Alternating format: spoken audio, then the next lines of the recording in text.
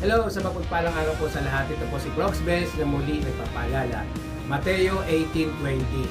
Sapagkat saan man may dalawa o tatlo na nagkakatipon, sa pangalan ko, naroon akong kasama nila. True, tama po mga ka-Crocs, no? Lahat po ng ating pong panalangin, dapat lagi natin sinasama ang Diyos, no?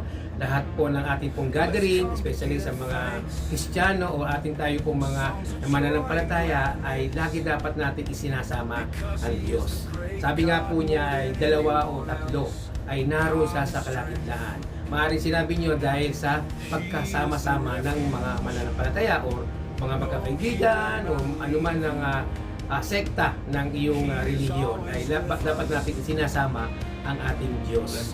At maaaring sinabi doon na dalawa o tatlo, pero ang katotohanan din naman po ay kahit nasosolo ka ay lagi mong i-honor.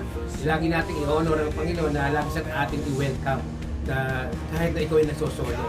Sapagkat ang Diyos ay naghihintay lamang yan na siya'y tawagin upang ating siyang i-welcome sa gawain o anuman at sa personal mong prayer ay dapat natin sinasama siya.